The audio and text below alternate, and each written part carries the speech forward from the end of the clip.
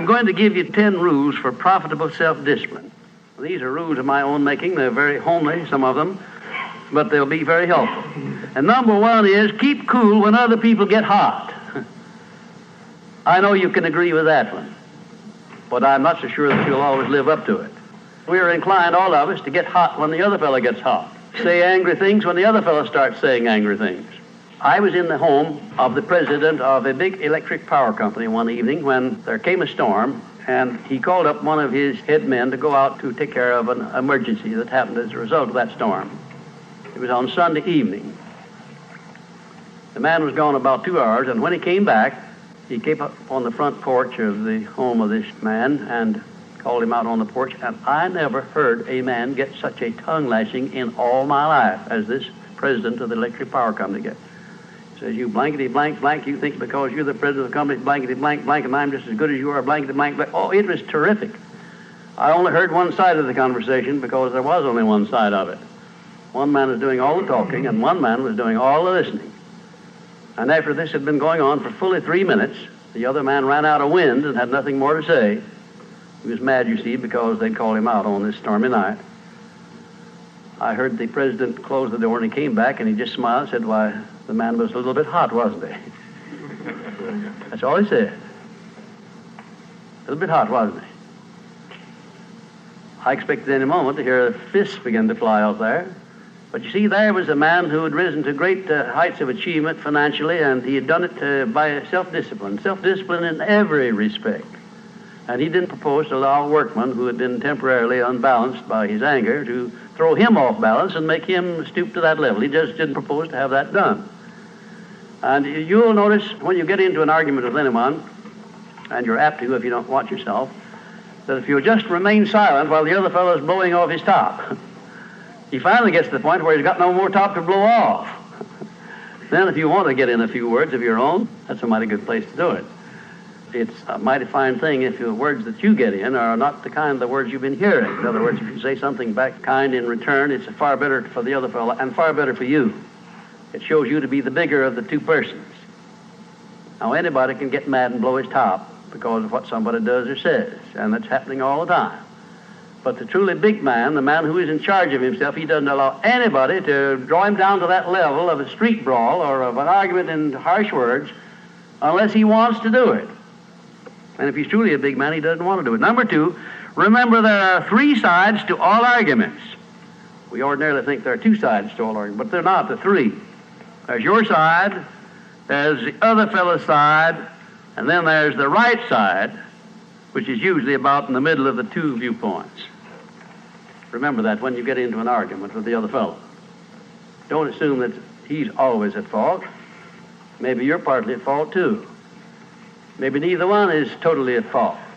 The chances are, in all of the arguments I've ever heard, both parties were partly to blame in one way or another. I have never heard an argument where one party entirely was to blame, although I suspect there are such arguments at times. Number 3, never give directives to a subordinate when you're angry. If the matter is urgent, then cool off quickly.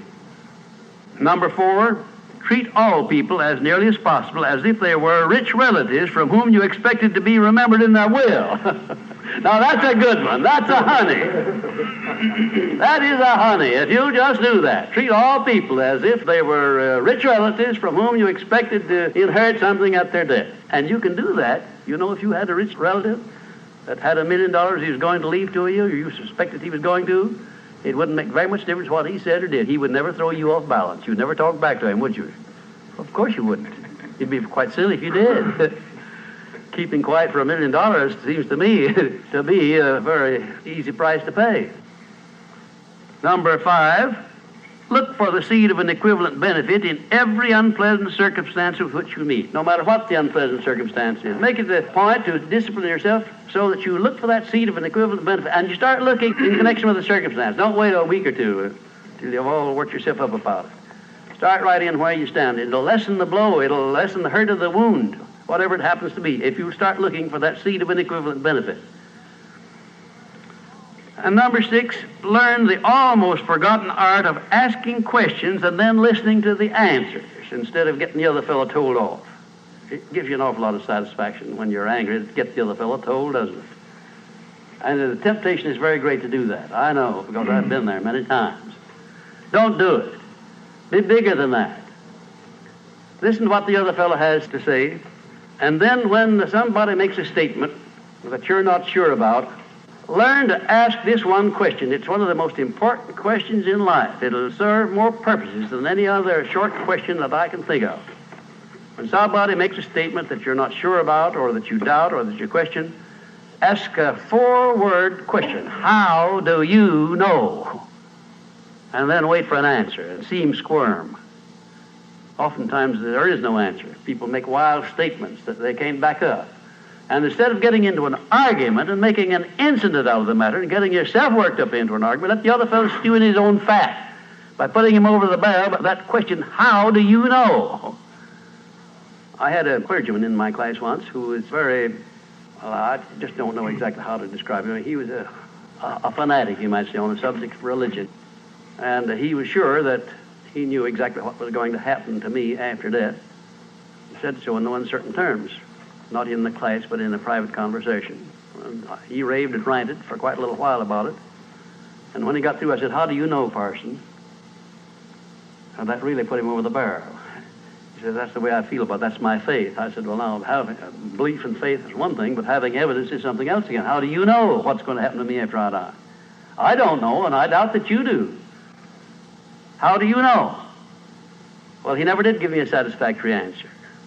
There are a lot of questions that come up in life in connection with which, if you'll ask that one thing, how do you know, you'll find that the other fellow will be off balance, and you don't need to make an incident out of what he says. You don't need to get mad at what he says.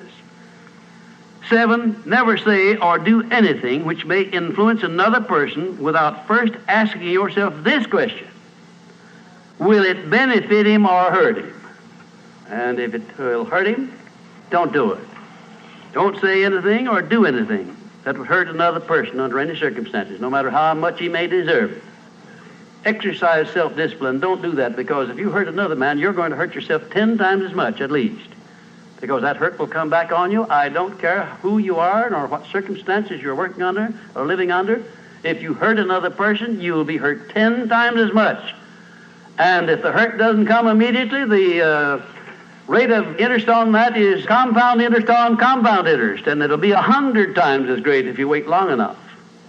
Because everything that you do to or for another person, you do to or for yourself. There is no escape from that. That's just as much a law as the law of gravitation, which everyone understands. You know that if you stepped over the top of this building, no matter what your mind was or what your belief happened to be, if you stepped over the top of this building and violated the law of gravitation, that you'd hit the ground and you'd die in a very few seconds. And this law, which brings you back that which you send out, is just as inevitable, just as inexorable as the law of gravitation or any other of nature's laws. Number 8, learn the difference between friendly analysis and unfriendly criticism. Then decide which you wish to live by in your relations with others. Now, friendly analysis is one thing and is welcomed by most sensible people. I don't object to friendly analysis of anything that I do, even though it's very unfavorable. If it's friendly analysis, I like it, because I can improve by it. But if it's unfriendly criticism, very obviously unfriendly criticism, and not analysis, well, then I resent it. I wouldn't be human if I didn't. How can I tell whether it's friendly analysis or unfriendly criticism? How would you go about telling? A lot of ways you can tell. You can tell by your relationship to the person who's making it, whether it's friendly or unfriendly to begin with. If it's an enemy, obviously I discount it right off the bat, because you almost know it's going to be unfriendly criticism. I can tell also by the tone of voice in which he does it, by the manner in which he does it.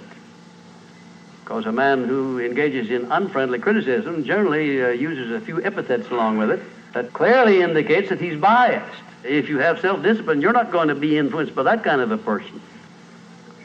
And number 9, remember that a good leader in any calling is one who can take orders as cheerfully as he gives them. And number 10, last but not least, remember that tolerance in human relations is just as important as tolerance in the operation of mechanics.